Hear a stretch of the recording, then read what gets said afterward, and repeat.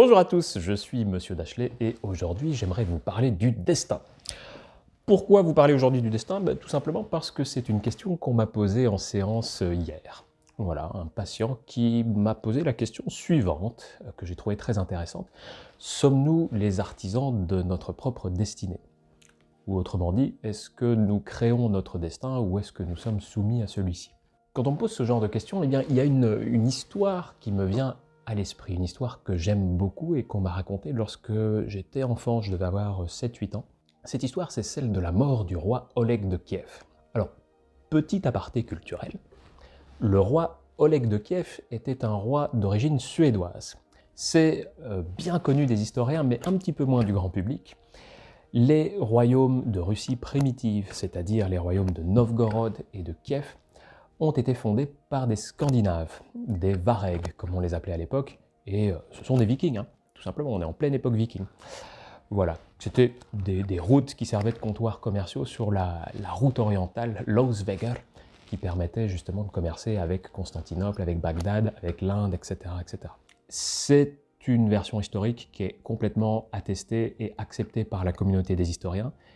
Pourtant, je fais une autre parenthèse dans la parenthèse, eh bien cette thèse est interdite actuellement en Russie. Cause le nationalisme slave de M. Poutine, qui n'accepte pas l'idée qu'une nation étrangère ait pu créer son royaume, j'allais dire, mais on n'en est pas loin. Fin de la parenthèse, et on revient à notre cher roi de Kiev. Alors voilà, l'histoire que je vais vous raconter, elle est racontée dans les Chroniques de Nestor, qui est l'un des textes les plus importants sur l'histoire de la Russie primitive. Mais je vais vous la raconter telle que moi on me l'a racontée quand j'étais gosse, donc il peut y avoir quelques variantes. Et donc l'histoire est la suivante. Notre cher roi Oleg de Kiev reçoit un jour une sorcière chez lui, une voyante qu'on appelle chez les Scandinaves des Voluspa. Et donc cette voyante, elle lui tire les runes et elle lui prédit son avenir. Elle lui dit quelque chose d'assez terrible, elle lui dit « Ah, Seigneur Oleg, votre destrier sera la cause de votre mort. Et pas n'importe quel destrier, mais votre destrier préféré. » Oleg est terrifié à cette annonce, parce que bon, il est abattu, il adore son cheval, c'est vraiment, c'est presque une extension de lui-même. Mais voilà, il tient encore plus à la vie, donc il ordonne à deux gardes d'emmener le cheval sur les bords du Dniepr et de mettre à mort ce cheval. Fin de l'histoire pour le moment. Entre-temps, voilà, la Voluspa repart faire son tour. La vie d'Oleg continue, il part guerroyer. Alors, entre-temps, il va faire la conquête de Constantinople. Histoire authentique aussi, donc Constantinople a été complètement pillée par Oleg de Kiev. Alors lui, il ne voulait pas garder la ville, donc il a juste pris les richesses et puis il est reparti. Mais très grande conquête militaire avec des centaines de milliers d'hommes, enfin, quelque chose d'assez impressionnant. Et Oleg revient de campagne militaire et il passe à côté du Dniepr, à l'endroit justement où il avait demandé à ce qu'on fasse exécuter son cheval. Et Oleg, qui est assez malin quand même, il se dit faudrait que je vérifie, parce que mes hommes, je leur ai donné un ordre, mais c'était quand même un bon cheval. Si ça se trouve, ils l'ont revendu au marché et puis ils se sont fait de la thune dans mon dos. Donc je vais aller vérifier qu'ils ont bien fait le travail. Et donc Oleg va sur les bords du Dniepr, il écarte les roseaux, tout ça, et puis là, eh bien, il voit la dépouille d'un cheval, il voit des ossements qui sont là à l'endroit prévu.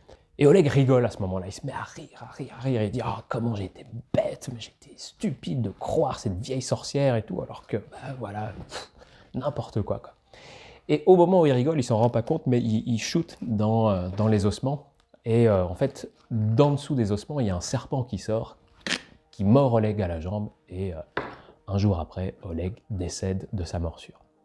Alors, la morale de cette histoire, c'est pas une morale, c'est un questionnement. C'est, est-ce que si Oleg n'avait pas rencontré cette devineresse, cette voyante, est-ce qu'il serait mort ou pas? Est-ce que c'est elle, en lui prédisant son avenir, qui a créé le destin d'Oleg? Puisque, en lui disant que son cheval serait la cause de sa mort, eh bien, tous les autres événements qui s'en sont suivis viennent de là, en fait. Tous les événements qui ont découlé ont été créés par cette prédiction. Ou est-ce que c'était écrit? Est-ce que Oleg devait mourir par son cheval d'une manière ou d'une autre, et que si ça n'avait pas été cette façon-là, ça aurait été une autre? Eh bien, j'ai pas la réponse. Si vous vous attendiez à une réponse franche et définitive sur la question du destin, je suis désolé de vous décevoir, mais ce n'est pas moi qui vous la donnerai, parce que nous n'en savons rien. Ce que je peux vous dire tout au plus, c'est la façon dont moi j'aime bien voir les choses. C'est une perception personnelle, elle vaut ce qu'elle vaut, mais voilà. Je vous dis comment moi j'aime bien percevoir le destin. Et cette perception, on reste dans le thème puisque c'est celle qu'avaient les anciens Scandinaves. Les anciens Scandinaves croyaient en la toile des destinées. Ils pensaient qu'il y avait 3 sœurs, les 3 Nornes, qui tissaient le destin et qui tissaient les fils de destinée de chaque personne et chaque chose de l'univers. On retrouve cet archétype universel un peu partout, hein, c'est les 3 parcs chez les Grecs, là on a vraiment les 3 Nornes. Et cette toile des destinées, qu'on appelle le Wyrd, W-Y-R-D en vieil anglo-saxon, c'est là que tout est entremêlé, voilà. Toutes les destinées sont entremêlées les unes avec les autres. Et à certains endroits de cette toile, eh bien, il y a des nœuds, qu'on appelle des örlog. Et ces nœuds, ils sont tellement solides qu'ils sont inextricables, en fait. Et même pour les dieux, eh bien, on ne peut pas aller à l'encontre de ces nœuds. Tout le reste de la toile est assez souple en réalité, ce qui veut dire que le fil de votre destinée, vous pouvez le tirer, vous pouvez orienter la course de votre destinée, mais par contre, pour ce qui est de ces nœuds, de ces örlogs, eh bien là, vous ne pouvez rien. Même si vous êtes un dieu comme le roi des dieux Odin, eh bien, si votre horloge vous emmène à tel endroit sur le chemin de votre destinée, vous devez y aller, vous n'avez pas le choix. Et c'est pour ça d'ailleurs que Odin, qui est un dieu prophète, hein, c'est un dieu qui est capable de lire l'avenir, et bien malgré ça, il sait que lors de Ragnarok, la fin des temps, la grande bataille contre les forces du chaos, eh bien il se fera tuer par le loup Fenrir. Il le sait, et pourtant, le jour de Ragnarok, eh bien il va quand même au combat, il va affronter Fenrir. Parce que c'est son destin. Donc j'aime bien, en fait, cette idée que le destin, à la fois est souple et à la fois est fixe. Certains points sur la toile de la destinée sont inextricables et c'est comme ça, on n'y peut rien. Mais par contre, pour tout le reste, eh bien, nous avons un pouvoir d'influence. Et d'ailleurs, j'aime bien la citation d'Ovide, c'est dans les Métamorphoses, si mes souvenirs sont bons. « Chacun est un dieu pour soi-même, le destin ne résiste qu'aux prières du lâche. » Et voilà, c'est un petit peu extrême, hein, vision romaine de l'époque. Mais en tout cas, voilà, ça veut dire ce que ça veut dire. Ça veut dire que nous avons un pouvoir d'influence sur le destin, mais il faut de la volonté pour ça. Il faut y croire, il faut le vouloir. Donc, un pouvoir d'influence sur le destin, mais un pouvoir qui est cependant limité. Pour certaines choses, eh bien, nous n'avons qu'à les accepter, parce que c'est la seule chose que nous pouvons faire. C'est la réponse que j'ai donnée à cette personne qui m'a posé la question en séance.